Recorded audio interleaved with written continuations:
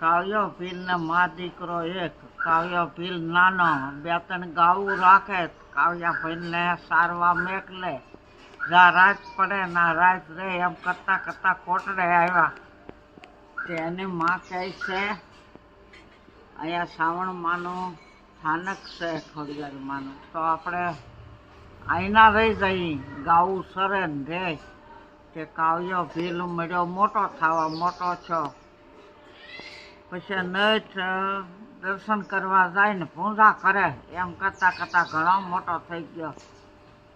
તે કાવ્યા ભીલને માતાજી પ્રસન્ન થયા. તે કે આલે આ મારી સુંદરી, તારે ખંભે મેકીને ગમે ના તું આ વાણ વટીને સોરી કરી તો તને પકડાય નહીં તું.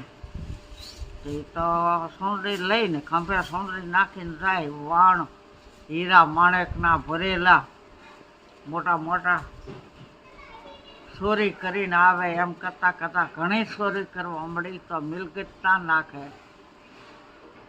પછી દરિયાના બેટમાં કાંઠે કોઠિયું લાવ્યો, 5 કોઠિયુંમાં વાણ આખા ઠલવી નાખે.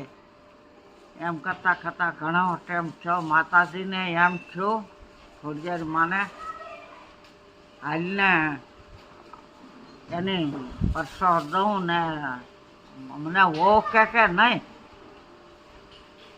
તે કાવ્યો ભીલ તો વઢિયારા ઢાંઢા ને પેતોયું ગાડું ને જાતો થો.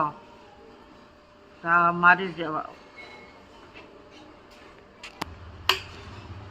હાથમાં ટેકો ને ડોહીમાં હામા મળ્યા, માથે હલાતું નથી, મને ગાડામાં બેહવા દે ને, બેહાઈને તને ત્યાં બેહવા દે.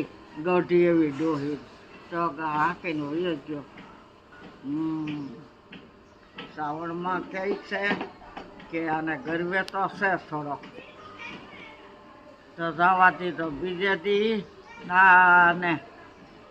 નાની દીકરી થઈને આવીને હોવે શણગાર સજ્યા ને સામે મવી કાવ્યા ભીલ મને ગાડામાં બેહવા દે, તા કે હા બેહાર્યો. ને એ તો બોલ્યો કે હાલો આપણે ઘરે જઈએ. તાર રૂપ બદલાવી નાખ્યું કે બસ ને માયા મિલ કે ધરું થઈ ગયો ને, ઓખાણ મટી ગઈ ને, બધું કરે હવે નહીં આવે.